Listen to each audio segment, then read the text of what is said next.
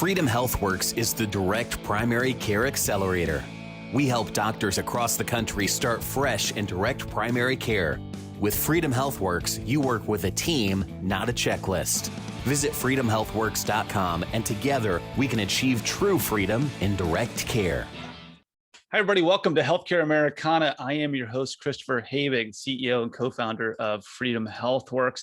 Today is a very relevant conversation, and it comes up when people think they know what benefits are. People think they know what health insurance is, and they think that health insurance is a good thing and that they absolutely need it, and there's nothing they can do without it. And the conversations that we've been having are leading up to the fact that that's not necessarily the case. So joining us today is David Contorno, CEO of ePowered Benefits, a guy that's been doing incredible work in this space for a very long time and has built some very interesting plans and made sure that things work together in a way that a lot of companies didn't know was possible, and is saving a ton of money by putting benefits in, really redefining benefits and putting something into workplaces that actually benefits, for lack of a better word, the workers. So David, welcome to Healthcare Americana. It's a pleasure to chat with you today. Thanks for having me, Chris. Really appreciate it. Now, you've been out there and you do the speaking tour. You've taken any opportunity to get in front of a crowd and say, what we're doing is absolute lunacy. Where does this almost addiction to health insurance from employment, where does this come from? Where do we build this false narrative that when you get a job, you have to ask about benefits, and benefits only mean expensive health insurance that confuses the hell out of anybody anyways? Well, it actually started during World War II when the government put in wage freezes in an effort to keep the resources fueling the war effort. And so the industry was making so much money on the war effort, largely prepping us for the war, that they needed to attract and retain talent. And since they couldn't give pay raises, they started to offer Blue Shield hospital insurance. And that's kind of how it started. We are unique in that our health insurance is tied to our job. That's really specific to the US and not anywhere else.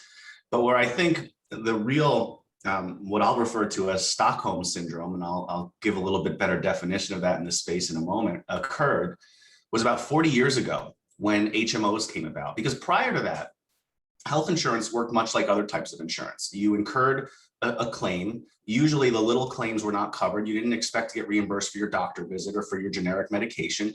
You would go incur the claim, even having a baby, and you'd pay for that in full. And you would then submit to the insurance company and you get some portion of that back.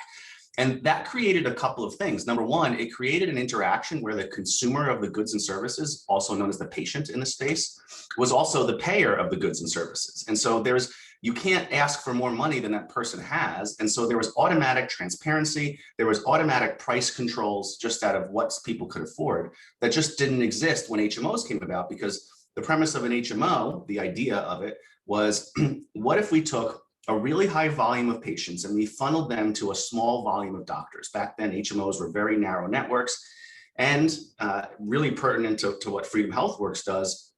They installed a primary care physician that you needed to get referrals from to go see the specialist, so that you didn't go to a back surgeon when your back hurt, because the most likely outcome of going to a back surgeon is back surgery. So what if there's alternative treatments like physical therapy or chiropractor that your PCP could direct you to prior to that more interventional specialist? And so that was the premise of it. But what it did, and this has only been perverted to an extreme 40 years later, was it gave this sense that the insurance company is in control of everything. They control who we can see, what we pay when they go, what they pay the doctor when they go. And you created this system where they got paid only when they provided a service, right? Which kind of makes sense to some degree. But then doctors and hospitals started to realize, well, the more services we provide, the more money we make. And then the insurance industry started to lower the reimbursement rates, which only put more pressure on volume.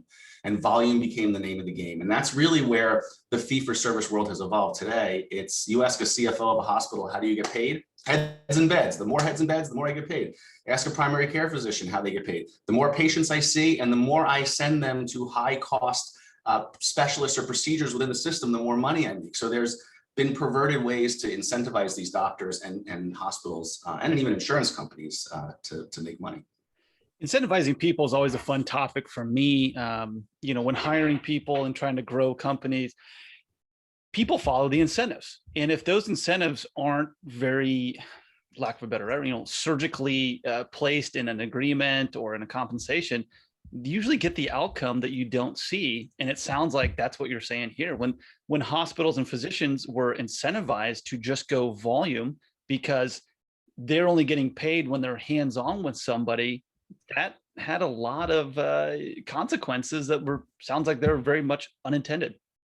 Well, let's go to one that more recent example of something that caused unintended consequences. And it's one of the provisions of the Affordable Care Act, and it's called the medical loss ratio provision. And I ask CFOs of companies around the country all the time, do you think an insurance company makes more money by keeping claims down or allowing claims to inflate? And every employer, especially if they're in a fully insured plan, they presume that the insurance company keeps the difference between what they collect in premium and what they pay for claims. And unfortunately, that's not true, because the medical loss ratio provision says that every health insurance company in the country must spend at least 85 cents of every dollar they collect on healthcare costs. So their profit and their overhead is part of that 15%. Well, 15% of a bigger number is a bigger number. And the only way to let that top number inflate is to let claims inflate. So what insurance companies have done is they've recognized, first of all, every health insurance company in the country, with the exception of the Blues, some of the Blues, are publicly traded. United Healthcare is publicly traded, Cigna is publicly traded, Aetna is publicly traded, Anthem is publicly traded, Humana is publicly traded. And what that means is that their only true fiduciary responsibility is to their shareholders. And if you look at their stock price over the last 40 years, even the last 10, and especially the last one, you will see that they've delivered on that responsibility in spades. They've outpaced the Dow Jones, the S&P, you name it. And so how do they do that? Well, they do that by premiums going up. And the only way for premiums to go up is for claims to go up because of that loss ratio. Now, the premise of that was to limit the profits of the insurance company. Say, you can't make 20% on this country when it's 20% of $1 trillion and we are just spending too much. That was the premise of it. And I think it was well-intentioned, but then of course it gets perverted. As most things federal programs do, all the best intentions in the world, but yet someone's going to take advantage of that. Well, let me ask you this one, because we hear this a lot in the space, and as direct care is growing and people are getting more and more attention to this, and companies are looking at saying, hey, is this a way for me to manage my costs?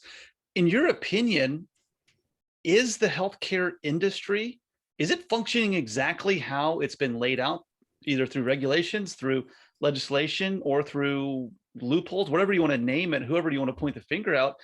Is it actually working the way it's designed? Because I hear a lot that healthcare is broken. We need to fix it. We need to fix it. I'm thinking, I think it's working just the way that it's supposed to, but there are a lot of losers, and it's us.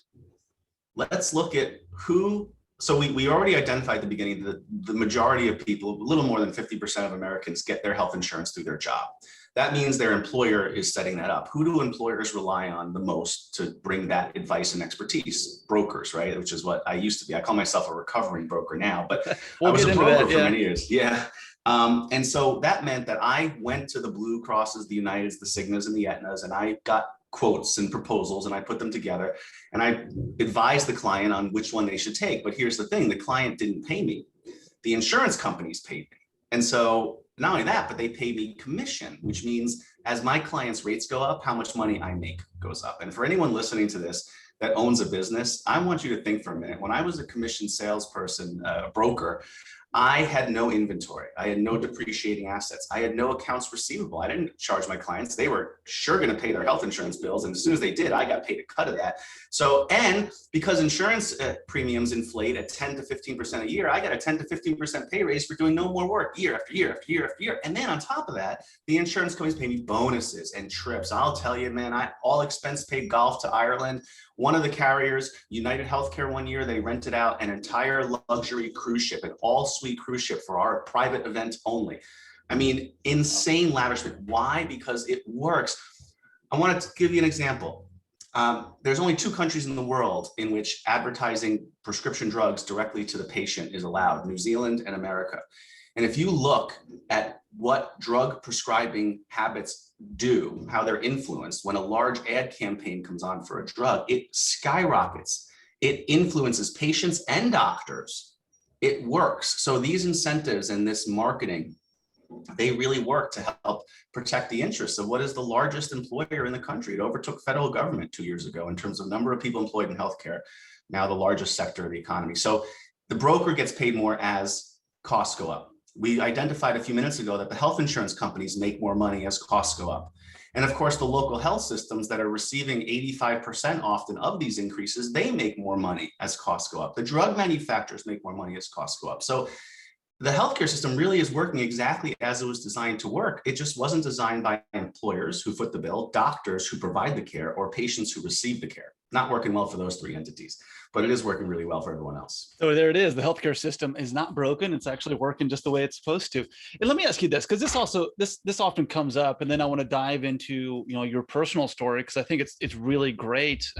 You mentioned a recovered or reformed broker, but to me, I would think that the hospitals would be the limiting factor in cost escalation, because it doesn't make sense for me to say, well, the hospital is going to bill the insurance this inflated amount because the insurance company wants the more revenue, but then they're all going to write it off and everything's going to be chopped in half, and you're actually going to get down to what the fair market prices actually are. But that doesn't happen. And that's where often a lot of people struggle, saying, well, yeah, my hospital is going to bill $100,000. My insurance company is going to discount that, and it's going to get down to the actual price. And, everybody's okay making profit, not going to begrudge that. But where are people missing a step in that, or are hospitals complicit in the whole thing? I mean, listen, they've become complicit. I don't know if they're the ones that set this out, but they certainly found ways to pervert it. But here's the thing. I liken healthcare to shopping at Kohl's. A lot of people shop at Kohl's, and there's always one item or one rack that isn't on sale. And I guarantee you nothing from that rack ever gets purchased. But we know that even after the 40% off, even after your scratch off that gave you another 10% off, and even after your $20 of Kohl's cash from last time, we know that Kohl's is still making a profit, right? But let me tell you the difference between buying at Kohl's and buying anywhere you buy in healthcare. At Kohl's, you know the starting price and the ending price prior to you purchasing it.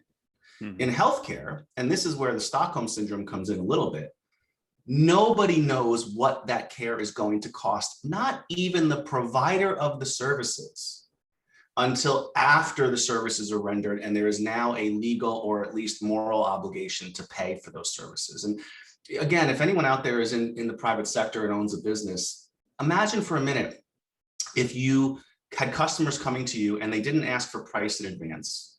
They didn't really care about quality. And by the time they had to pay and you had to give the price, they were already obligated to pay. Mm-hmm. There are many of you out there that would probably day one say, well, let's keep quality the same and cost the same. But a month later or 2 months later, you're like, well, if they're not asking about price, what if we raised it $1?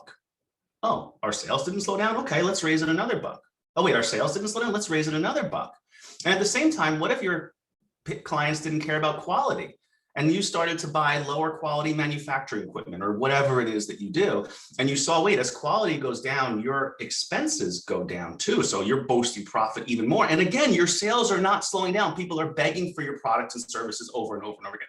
That's what our healthcare system does to us every single day. And the biggest reason for that is a lack of transparency. There's nobody to say this is high quality and this is low cost.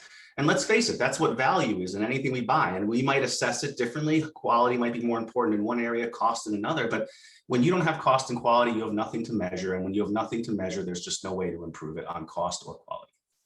It's really a great example. And, for people listening out there, and this is something that, I finally had a conversation with a physician who said this to me, and wasn't me just saying this, that if you're a doctor and you don't know what the price of your care, your services that you're recommending for somebody, you're complicit. This is part of the problem. And, I never bought the counter argument that it says, Chris, well, I don't want to get involved in the financial side of it because that will influence my care decision. And I rebut, well, if you make a care decision and it sends your patient into bankruptcy, are you actually doing them any good? I agree with that 100%. Let's step back a second. What if you prescribe them something that they simply can't afford to get, even with their health insurance plan? Now they can't get it at all. You might as well not have given them any medical advice whatsoever. It absolutely has to be part of the equation. And this notion of doctors and hospital administrators saying, don't worry about the cost, your insurance will cover it. Who pays for the insurance? The employee and the employer. It drives me nuts when you see all at CVS and all the drugstores, it says free asterisk flu shot. It's not free. It's just no out of pocket to you right now. But that claim gets added to your experience, which gets added to your premium next year. And you're going to pay for that either way. Now, I'm not saying it shouldn't be no cost, no out of pocket, but it would be more accurate to say no out of pocket instead of free.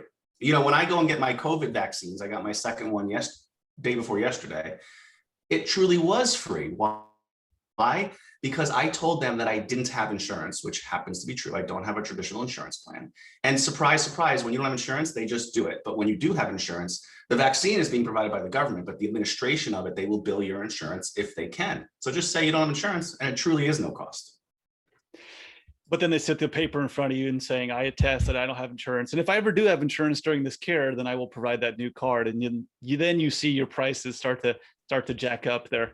David, I want to dive into your personal story. You mentioned that you are a reformed broker. Give us the backstory on when you kind of saw the light, and did you have that moment where you're saying, you know what, my definition of a client is completely backwards. Something needs to be fixed. Yeah. So I've been a broker since I was 17. I'm 44 years old now, so 27 years or so. And for the first 18 years or so, I was the traditional broker, as I described earlier. And it just got harder and harder. And let me explain where it got hard. The decision makers, who were the business owners, that's not who was hard. I mean, they didn't like meeting with me because I was coming in with varying degrees of bad news. But here we are, we are people who all make in the six figures, and we all drove in really nice cars, and we're all sitting around this really nice $20,000 conference room table. And we're making decisions that are impacting the deductible up to $2,000 or $3,000 when most of their workforce has $400 or $500 in their lifetime savings account. And what got to be really hard was when I started to go to the employee meetings after the employer made the decision, and I started to hear stories of someone who went into bankruptcy with health insurance, with a job, because of their deductible. And that's the statistic in the US right now is medical bills is the #1 cause of bankruptcy, but about 2/3 of those people had health insurance. So it's not the medical bill per se that's bankrupting them, it's their share of that medical bill under their employer-sponsored health plan. So that's what got really difficult for me, was when I had to face these employees. And some of the out-of-pockets with deductible and co-insurance is like $10,000. Now, again, I don't know the exact makeup of your audience, but for like 96% of America, coming up with $10,000 is impossible. And if you can, you're in the very, very small percent, and I commend you for that. But we need to think of those other people. So it started to get really hard. And I realized that the way I was paid was backwards. And I said, I feel so out of control for the cost and quality of health insurance and healthcare. What's the one thing I can control? And I figured that should be how I get paid. And so I changed how I get paid. And I went to the next client after I had this awakening. And I was like, do you even know how I get paid? And he had a general sense, but didn't really know specifically. And I said, what if we cut all that out? What if you paid me? But here's the thing. I like getting bonuses, right? Who doesn't? But I only want to get a bonus when I do good by you. So what if we structured a way where when I achieve the goals you want me to achieve, you give me a bonus? And he's like, I love that idea. I said, great. What do you want me to achieve? And he said, I want you to lower my healthcare costs. Now, I had a couple of dominoes fall in my head at that moment. The first thing is that I purported to be in healthcare. I wasn't. I was in health insurance. And that's like a Geico salesperson saying that they're a mechanic. Okay. They don't know anything about the car, nothing about how to fix the car. And so I also realized that we've been backwards. Could you imagine if your car payment to the bank was too high? And so you called up Geico and said, can you lower my car insurance payment, or can you change my deductible? That doesn't impact your car payment, right? Or what if your car is breaking down all the time? Could you imagine going to Geico or Allstate to get that fixed? You wouldn't. You'd go to a mechanic, right? And so what's happened over the years, especially when the HMOs came about and all this thinking, is that we confuse the words healthcare and health insurance as though they're one and the same. We don't do it with life and life insurance. We recognize those are two different things. Homes and homeowners insurance, we recognize those are two different things. But most of America thinks that Blue Cross and Blue Shield provides their healthcare. Blue Cross and Blue Shield provides zero healthcare. Your doctor provides healthcare, your nurse, your pharmacist. And so we have to break these two things apart. And when I started to do that, I started to realize we cannot fix healthcare through health insurance. Our healthcare is not a reflection of our health insurance, but our health insurance is absolutely a reflection of our healthcare. And as healthcare costs go up and quality of healthcare goes down, so too does the cost of health insurance and the quality of health insurance. And so what I recognize is we need to fix the healthcare side of things, and that's how we fix insurance. And so I wanted to do things that I recognize, like, quick story, I needed an inguinal hernia repair a few years ago. And I called around the places where I was living at the time in Charlotte, North Carolina. And at the time I had Blue Cross and Blue Shield. And I said, I need an inguinal hernia repair. The CPT code is 98586. Can you please tell me two things? How well do you do this and how much does it cost? Not a single hospital could tell me how well. One of the representatives actually put me on hold and said she tried Googling it and couldn't find anything on Google about the quality of her healthcare system either. Jeez. And they couldn't even give me a price. They kept giving me estimates and they kept trying to say, what's your deductible? And I said, I don't want to tell you my deductible because I'm not asking you what my share of the cost is. I'm asking you what the total cost is going to be. Anyway, I wound up getting a price range of $8,900 the low end and $47,500 at the high end. Now, the high end place is the one that everyone in Charlotte thinks is the highest quality. But when I actually looked at quality statistics, they were the lowest quality of the four. They had the highest infection rates, the highest readmission rates, and they were the only one of the four that had a death from a hernia repair that was from a hospital-borne flesh-eating bacteria, mind you. Wow. Wow. But I didn't go to any of those places. I instead called my friend Dr. Keith Smith at the Surgery Center of Oklahoma. And I said, how much is a hernia repair? He says, just look at our website. I said, what? Excuse me? Yeah, just go to our website. And I go to their website. It tells me it's $3,060 all in, not an estimate, all in, facility, anesthesia, surgeon, and mesh, all in. And so that's 1/3 of the cheapest price through Blue Cross and Blue Shield at my local hospitals. So it's actually cheaper for me to push my Blue Cross and Blue Shield card aside, pay for cash, pay for travel, and get it done. And so I said, wait a second, why would I not implement this in a health plan? If I were the employer and my patient were in that situation, wouldn't I be better off saying, you know what, if you go to Surgery Center of Oklahoma where the quality is higher and the cost is substantially lower, and there are places like Surgery Center of Oklahoma around the country, you don't need to fly to Oklahoma for everything. Right. Wouldn't I be willing to pay 100% of the $3,000 charge instead of 90% of the $47,000 charge, and that leaving my employee owing $5,000 and me paying $42,000? It's a win-win situation, right?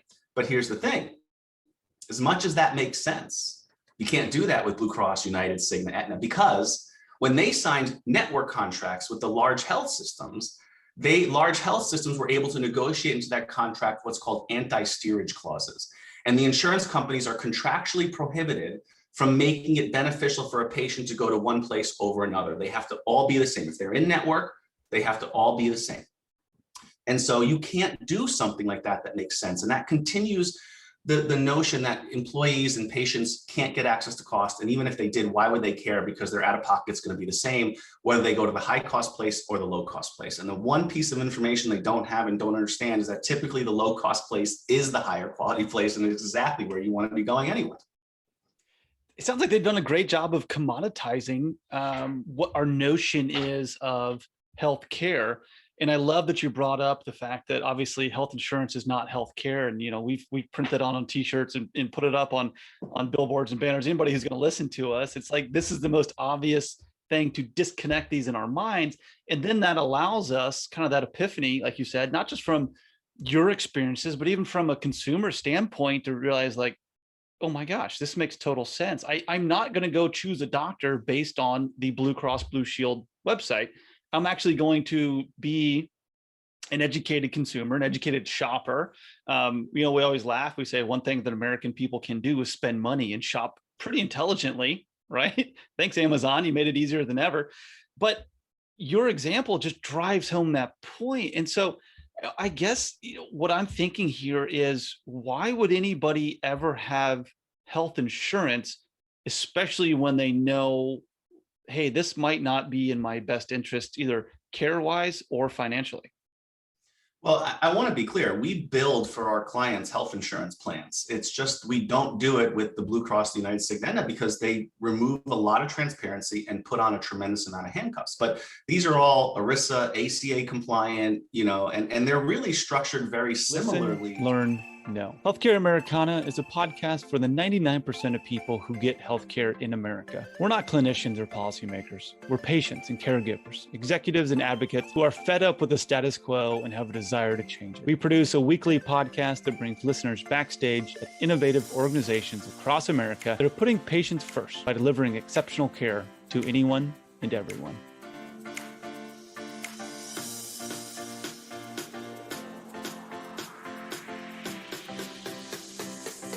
Structured very similarly to how a Blue Cross does it. The difference is within Blue Cross or United, there's components, there's different business units. And of course, when it's United Healthcare, for example, all those business units are typically within United Healthcare. So if you have a fully insured United Healthcare plan, you have a few things going on. You have one business unit, which is the insurance, and that's the only piece held to that medical loss ratio. But within your plan, you also have a pharmacy benefit manager. And surprise, surprise, it's a company called Optum, which is owned by United Healthcare. Then you also have a network. That's a separate business unit. And of course, United Healthcare uses their own network, which is United Healthcare. And then if you even fully insured, a lot of employers don't understand this, but the insurance companies buy protection against large claims. And so in order to do what we do, you have to be partially self-funded, and that scares some employers. They presume it to be riskier.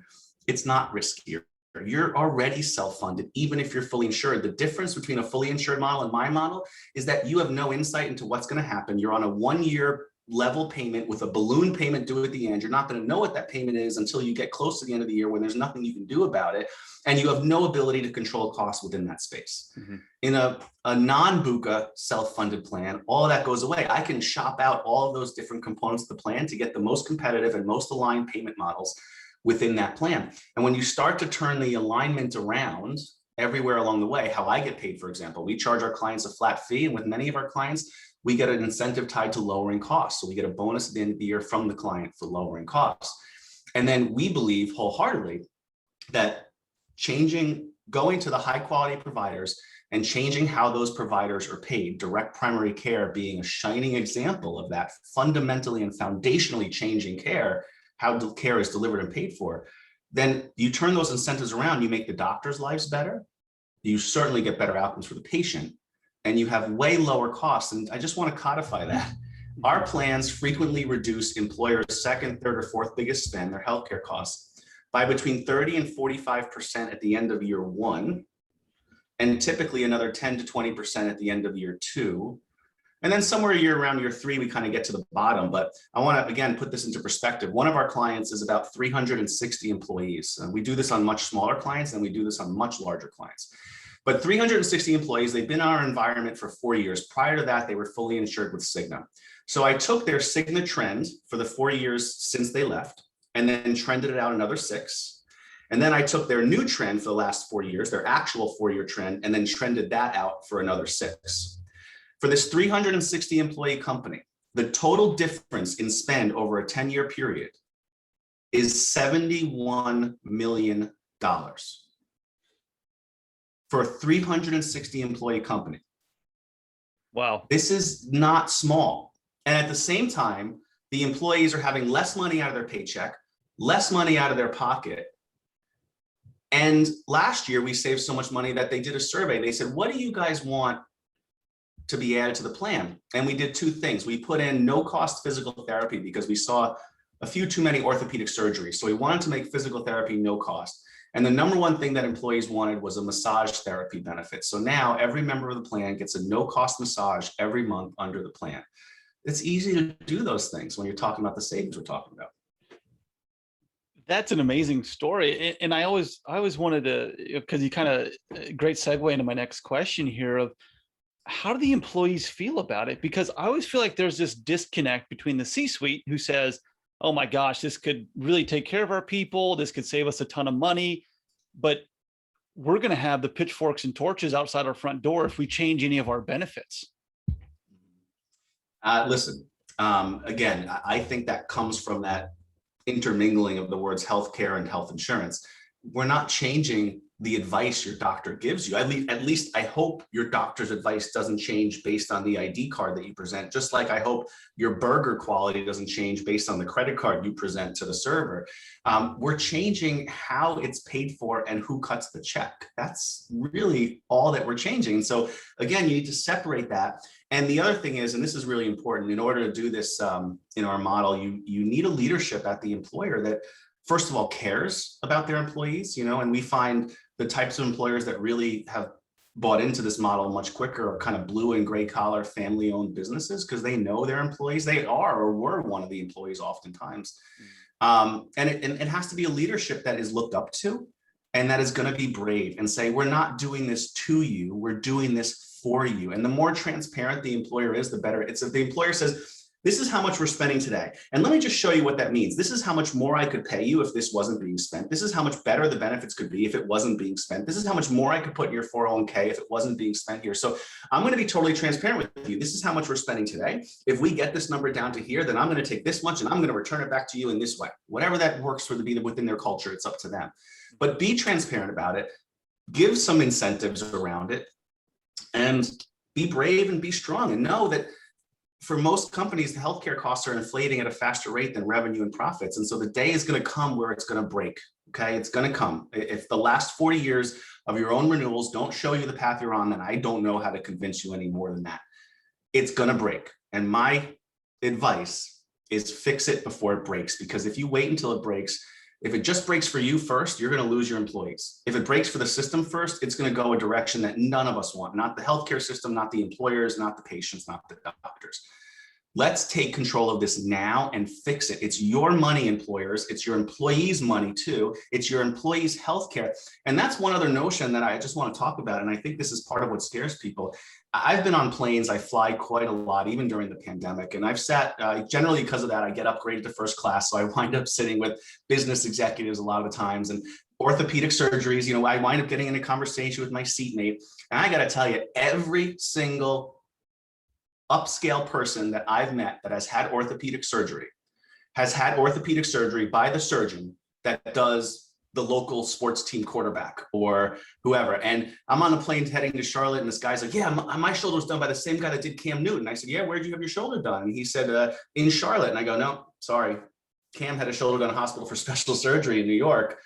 He didn't even have it done in the state. And so we have this notion, for some reason, we put doctors up on a pedestal as though somehow they're better human beings than we are, but they put their pants on one leg at a time, just like you and I do. And there are good doctors and there are bad doctors. And I got to tell you, most people think their doctor is good, and what they base it on is bedside manner. I often liken back to the show House. He was a jerk. He was a total ass, but he was a darn good doctor. And I would rather have bad bedside manner and good quality outcomes than the other way around. And so just even getting people to potentially change their doctors, like, I've been going to him for 30 years. He's been treating my migraines for 30 years. And I'm like, what if you went to a doctor who cured your migraines instead of treated your migraines? Would that be of appeal to you?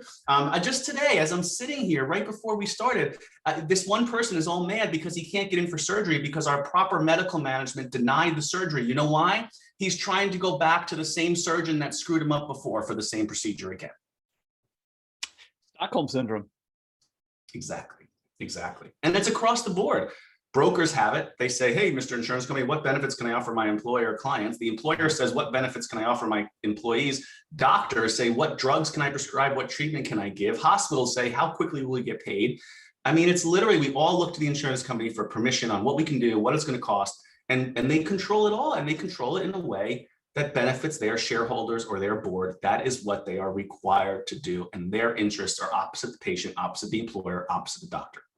And it goes back to what we started this conversation with. And why are we looking at the insurance company as this all powerful, all knowing, hey, this guy's in my corner, right? He's going to do what's right for me.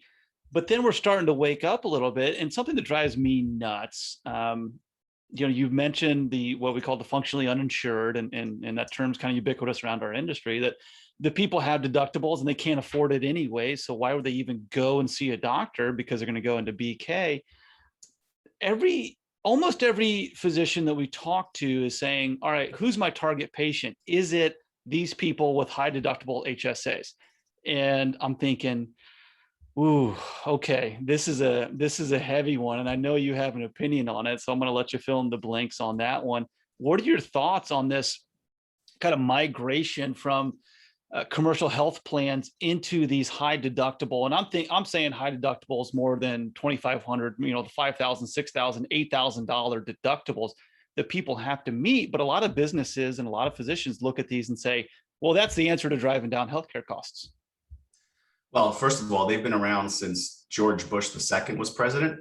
Your healthcare costs going down, it doesn't drive healthcare costs down. Let me tell you what it does. For a short period of time, it shifts healthcare costs from the employer to the employee. But now you have a situation where the average employee is so afraid to use the plan. Why? Because they can't get cost in advance. They don't know what it's going to cost them to go in and get their diabetes looked at by their endocrinologist or even pick up their medication. And so they wind up avoiding care. Now, when they avoid care, two things happen. Insurance company makes more money. The clinical state of that patient declines. And here's what happens with HSAs and or high deductible health plans, which an HSA is required for you to have an HSA. People's clinical state declines, and 2-3 years later, they wind up in the emergency room, and now they need major surgery or major intervention. And that major intervention now has them have to pay their out-of-pocket that they couldn't afford before. That's the whole reason they got into this situation. Mm-hmm. This gets worse. So they go into bankruptcy, right? Because they have now 5-10 grand, whatever it is, and they can't afford it. Well, they go into bankruptcy. Why? Because the hospital is banging them for this money. I mean, there's stories all over the place of hospitals egregiously going after patients. And so now, as these deductibles have gone up, the hospitals have been writing off more and more of that bad debt. They write off about 75% on average of patient responsibility. So as patient responsibility has gone up, the amount that hospitals write off has also gone up. So that causes the hospital to go back to the insurance company when their PPO contract comes up for renewal and say, hey, Blue Cross United, you're slinging all these high deductible health plans. We're writing off more and more bad debt. So we need an increase in the reimbursement rates we get from you. And the insurance company is all too happy to give them that because number one, they have to keep that local health system in their plan because if they don't, they're going to lose every employer client in the area. And number two, higher reimbursement rates lead to higher profit for the insurance company. They just want to make sure their rates don't go up any faster than their competitors because then they'd be priced out of the market. But they all love inflation. So they agree to an increase in reimbursement rates. Well, the increase in reimbursement rates sends local healthcare costs up, which sends the premium up, which sends the average broker back to that employer client saying, hey, I got a solution. Let's raise your deductible a little more this year. And it's just this whole circle here. So I call it HSA compatible plans, and this is going to blow some people away. I get a lot of pushback. The single most damaging strategy that we as an industry have ever unleashed on the unsuspecting American public. And the reason I say that is because guess who picks the HSA? The HSA compatible plan is always the lowest price out of the paycheck if an employer offers an array of plans. So guess who picks that? The lowest income people, because it's all they can afford. And what they don't really understand and aren't educated about is that's the highest out of pocket. And the biggest problem with an HSA compatible plan is not the size of the deductible itself, because I got to be honest with you, most plans, the deductibles are not that far off, even if it's an HDHP. The difference is that in an HSA compatible plan, every single bit of care is subject to that deductible with the exception of your annual preventive exam. So whereas in a traditional copay plan, you might just have a $50 copay to go to your endocrinologist. Now you have to pay the full cost of the visit. You don't know what it's going to cost. And for your insulin, you might have had a $50 copay for your insulin. Now you have to pay the full price until you reach the deductible. And I'll tell you, fill you in on one little game that the drug companies have played. So now you have these high deductible health plans, and you have drugs like Youre costing $3,000, $4,000, $5,000, $6,000 a fill. And Youre, by the way, is the #1 revenue drug in the US. And by the way, Youre is an anti-inflammatory. We're largely combating what we're eating with this #1 revenue drug in the US. And if we just change what we ate, we wouldn't need that drug anymore for most people, not all. That's going to be a cure for a lot of different things there. So I know. It's I know. Lifestyle, right? So, habits. Exactly. So the manufacturer of Youre knows that most of America can't afford that $5,000 out of pocket. And so here's what they do is they give a coupon to that member. And so now that member winds up covering the entire cost of that drug with the coupon until what happens? Their deductible is met.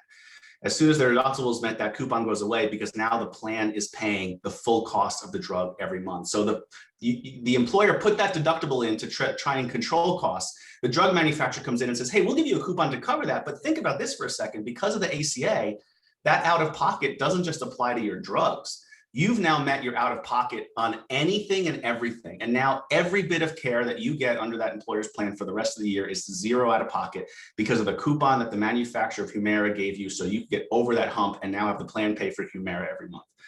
There's so many games. It just goes on and on.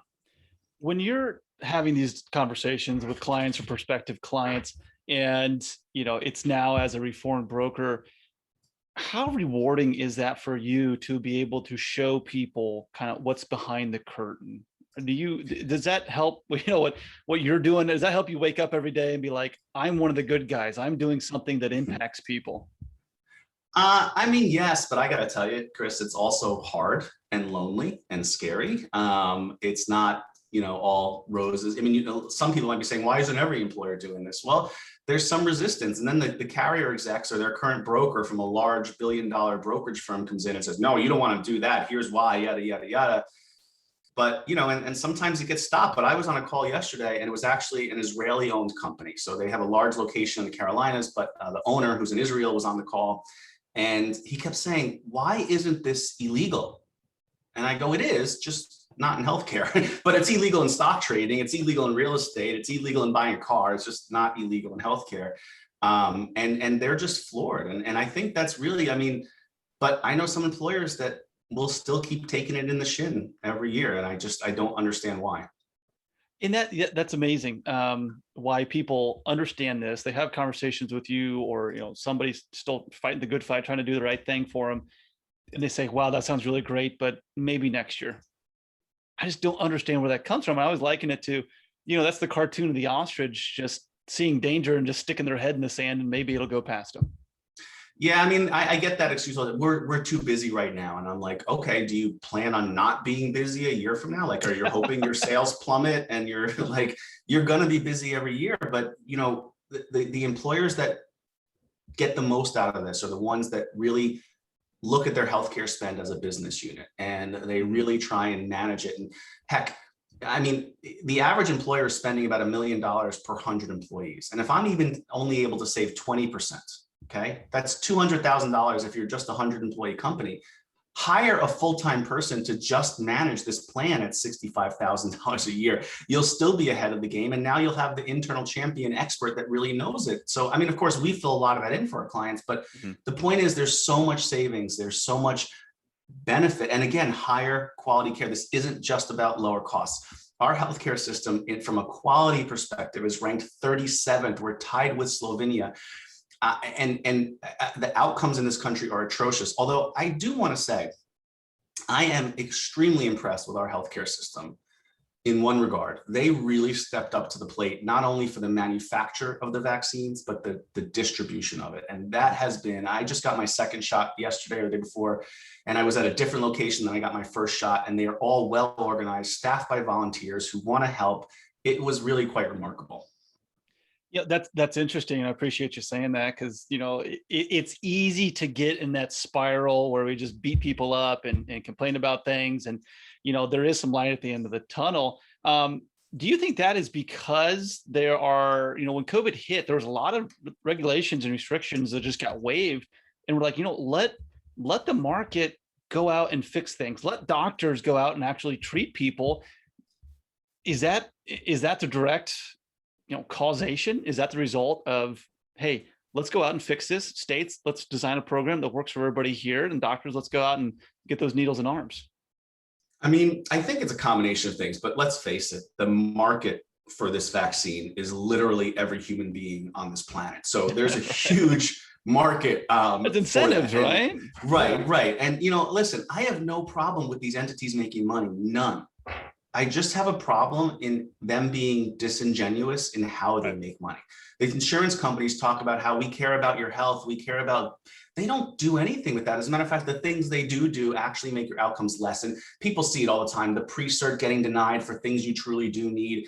And again, guys, they're not denying claims because they don't want to pay. They're denying claims because they don't want to pay the effective ones, the low cost ones. I see it every day. I know it's hard to believe, but there was a whistleblower that left Aetna, and he said that in 97% of clinical decisions made by Aetna, Not only was it a non-clinical person looking at it, but they weren't looking at any clinical notes whatsoever in making that decision. It was a financial business decision for Aetna.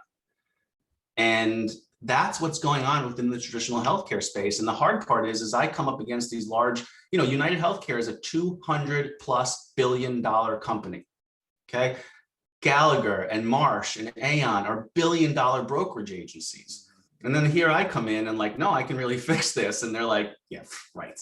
But that's where it's going to fix. I want you guys to know Haven failed, right? The joint venture between Amazon, Berkshire Hathaway, JP Morgan. I consulted with them back last 2 years ago, maybe 3 years ago now. It failed because I believe, even though they haven't really stated publicly, large, massive political pressure. I mean, if you think about it, United Healthcare could have called up Jeff Bezos and said, hey, the 150 million we spend with you on Amazon Web Services, well, we're going to switch to Rackspace if you continue with this. Or they call up JP Morgan and say, the $20 billion we have invested with you, we're going to pull that if you continue this.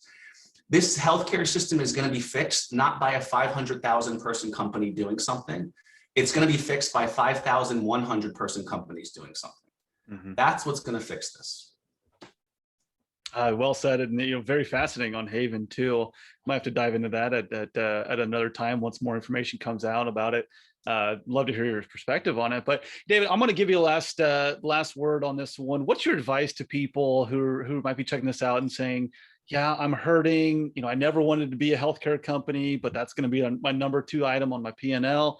What do you say to them? How can they kind of pick their head up out of the sand, take a look around and say, here's a breath of fresh air. We can actually do something good for our business and for our employees?